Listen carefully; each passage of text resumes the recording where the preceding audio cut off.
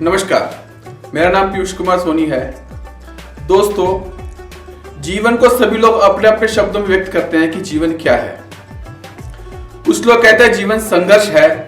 जिन्होंने कष्ट उठाए हैं, जिन्होंने दुख उठाए हैं, उन्हें जीवन एक संघर्ष सा लगता है, या जो अपने लक्ष्य को प्राप्त नहीं कर पाए वो जीवन को संघर्ष मानते हैं।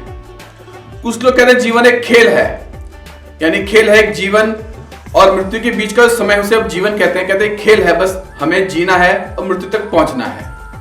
और कुछ लोग इसको उत्सव की संज्ञा देते हैं, कहते हैं जीवन एक उत्सव है, इसे हर क्षण मनाना चाहिए।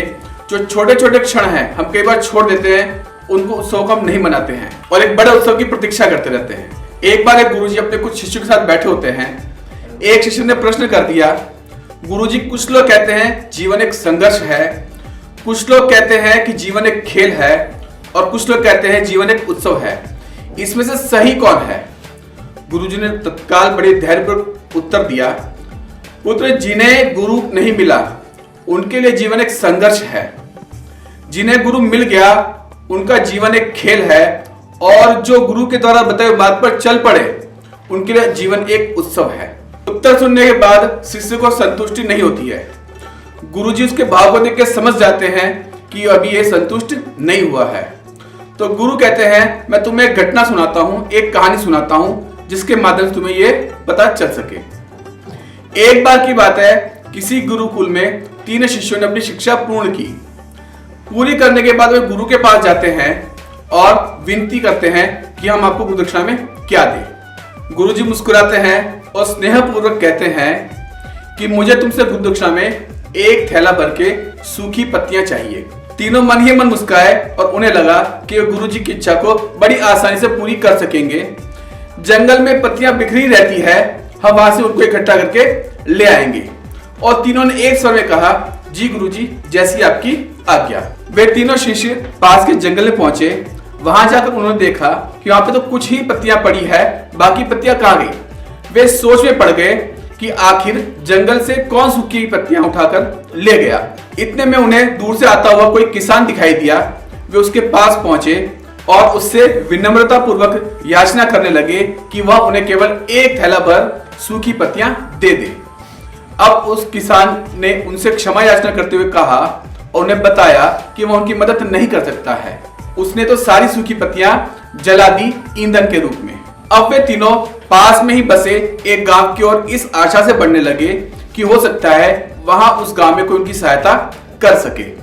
वहां पहुंचकर उन्होंने एक व्यापारी को देखा और बड़ी उम्मीद से उससे एक थैला भर सूखी पत्तियां देने के लिए प्रार्थना करने लगे। उन्हें फिर एक बार निराशा हाथ आई, क्योंकि व्यापारी ने तो पहले ही कुछ पैसे कमाने के लिए सूखी पत्तियों के दोने बनाकर उन्हें बेच दिया था। लेकिन व्यापारी ने उदारता दिखाते हुए उन्हें एक बूढ़ी मां का पता बताया जो सूखी पत्तियां इकट्ठा किया करती थी। पर भाग्य ने यहां पर भी उसका साथ नहीं दिया, क्योंकि वह बूढ़ी मां तो उन पत्तियों को अलग अलग करके कई प्रकार की औषधियां बनाया करती थी। अब निराश होकर वे तीनों खाली हाथ ही गुरु के पास लौटते हैं। गुरुजी ने उन्हें देखते ही स्नेहपूर्वक पूछा, ले आए गुरु दक्षिणा? तीनों ने सर झुका लिए। गुरु के द्वारा दोबारा पूछे जाने पर एक शिष्य ने कहा, गुरुदेव, हम आपकी इच्छा पूरी नहीं कर पाए। हमने सोचा था कि सूखी पत्तियां तो जंगल में सर्वत्र बिखरी ही रहती होगी, लेकिन बड़े ही आश्चर्य की बात है कि लोग उसका भी कितने तरीके से उपयोग करते हैं। गुरुजी पहले की तरह मुस्कुराए और प्रेम पूर्वक बोले, निराश क्यों होते हो, प्रसन्न हो जाओ। और यही ज्ञान की सूखी पत्तियां भी व्यर्थ नहीं हुआ करती, बल्कि उन्हें भी अनेक प्रकार से उपयोग कर सकते हैं। मुझे गुरु दक्षिणा के रूप में यही दे दो कि जो ज्ञान तुमने प्राप्त किया है वह लोगों को अलग अलग तरीके से विभिन्न विभिन्न प्रकार से उनके उपयोग में आ सके।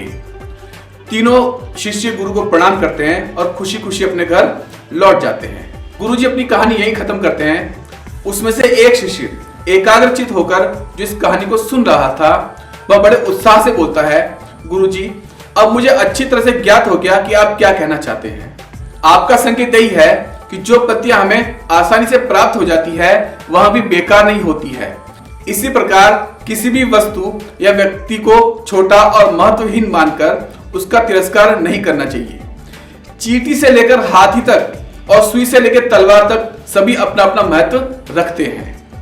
गुरुजी भी तुरंत बोले, मेरे कहने का भी यही तात्पर्य है। जब हम किसी से मिले और उसे यथा योग्य मान देने का भरकस प्रयास करें ताकि आपस में स्नेह, सद्भावना, सहानुभूति और सहिष्णुता का विस्तार होता रहे और हमारा जीवन संघर्ष की बजाय उत्सव बन जाए। यदि जीवन को एक खेल ही माना जाए तो बेहतर यही होगा कि हम स्वस्थ एवं शांत प्रतियोगिता में ही भाग लें और अपने को ऊंचाई के शिखर पर ले जाने का अथक प्रयास करें। अब शिष्य पूरी तरह संतुष्ट थे। तो दोस्तों, अपने मन को हम पूर्वाग्रह से मुक्त रखें, यानी किसी के प्रति पहले से कोई धारणा न बना के रखें। जो व्यक्ति पूर्वाग्रह से मुक्त होता है वह कभी भी किसी को आहत नहीं करता है और उसकी यही ऊर्जा उसके समस्त बाधाओं को हर लेती है। हमारे जीवन का सबसे बड़ा उत्सव पुरुषार्थ ही होता है, इसलिए हम अपना पुरुषार्थ करें, ठीक प्रकार से करें, तभी अपना जीवन उत्सव बन सकता है, संघर्ष नहीं। धन्यवाद।